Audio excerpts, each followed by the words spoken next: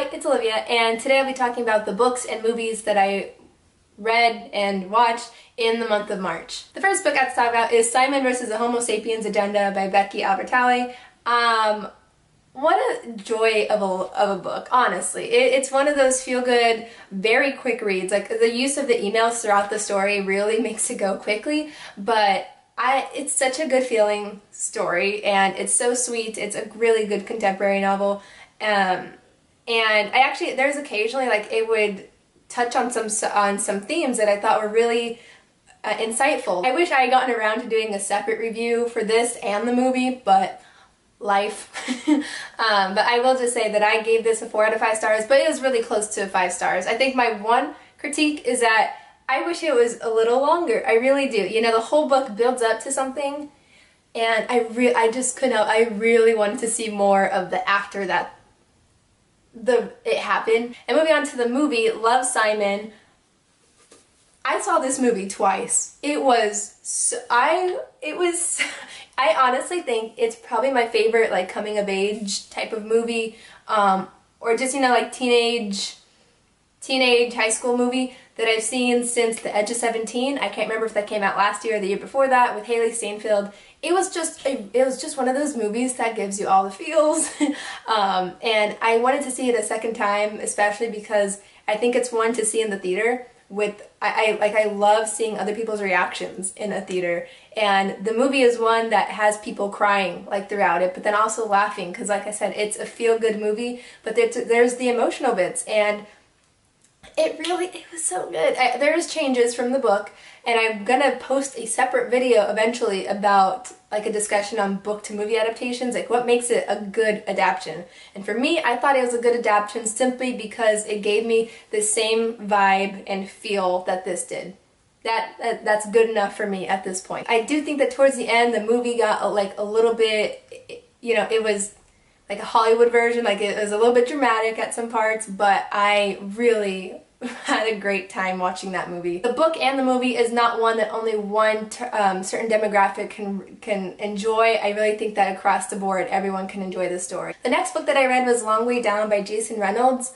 I feel so proud that I got to these two books because they're talked about a lot on BookTube, and I feel so I finally gotten around to these. But this was a newer book. I think came out last year.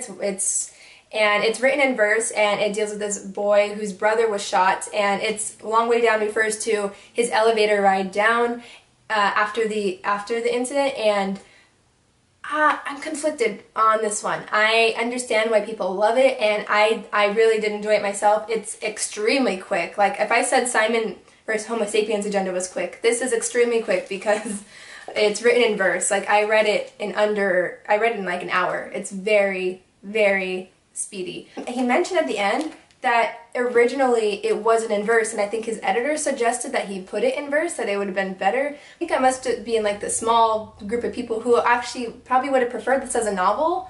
That was just, like, my main critique, was that I really wish it was a full novel. And I know it's actually, and it's just interesting because I know that the fact that it's verse is one of the reasons why people love it so much and find it extremely powerful and gripping, but I don't know, strangely, I think I'd prefer it in novel form. Now, this next one is so eerie to me. I haven't finished it, but A Brief History of Time by Stephen Hawking. I started this years ago, but the reason why I say it's eerie is because obviously, you know, he passed away, but I mentioned in my March TBR that I just felt randomly compelled to read it this month. Is that not the creepiest thing? Not creepy, but just it's like, what a coincidence that after so many years, out of the blue, like, I described it in my video. I was like, there's some meteor showers, and just something told me to read it this month. And I even picked it up the day before he passed away. Like, when I woke up to the news that he passed away, it was waking up after a night of having read some of it, and it was just like so. It was. I can't even describe that. But anyway, I am enjoying this, and I'll give my full thoughts on it probably sometime this coming month. The last thing I read was I listened to the audiobook for We Should All Be Feminists by Chimamanda Adichie, and when I started listening to it, I was thinking, wait a second, this is very familiar, and I realized, oh yeah, I've watched her TED Talk. She is a wonderful speaker. If you have not listened to a TED Talk by Chimimanda, you've got to look one up. I'll link it in the description. I especially love her TED Talk called The Danger of a Single Story, or I think that's what it's called.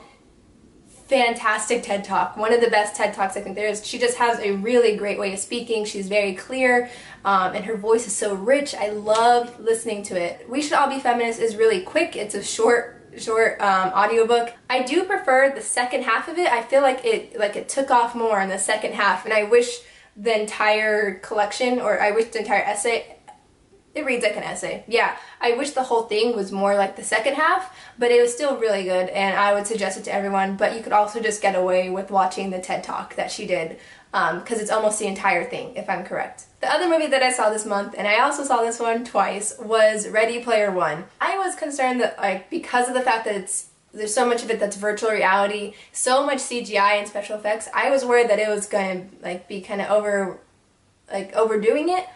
But the special effects were just awesome. Like, I kind of preferred the virtual reality world over the real world. When they were in the real world, I kept thinking to myself, okay, that's cool, but I want them to go back in there. I am still not over the beginning race scene. They keep showing little bits and pieces of it in the trailers, but you are not prepared for it. You are not prepared for this race scene, or at least I wasn't, because it was just, like, I think they showed in the trailers, like, you have Kong who's just, like, pounding down the streets, and the sound of it in the theater. It was just such a fun cinematic moment, this race scene that happens at the beginning of the movie. It is absolutely awesome. And then the climax of the movie is just one of those where you're just like, yeah, like, everything. It's very fun.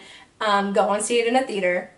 You'll always hear me saying that because I'm such a moviegoer. You gotta see things in the movie theater. It's so much fun. And those are the books and movies that I read this month. I am surprised I got anything done because this has just been a busy month. But if you read anything interesting, or if you saw something or read something that I did, let me know in the comments. I love talking about this stuff, and I'll see you in another video. Bye.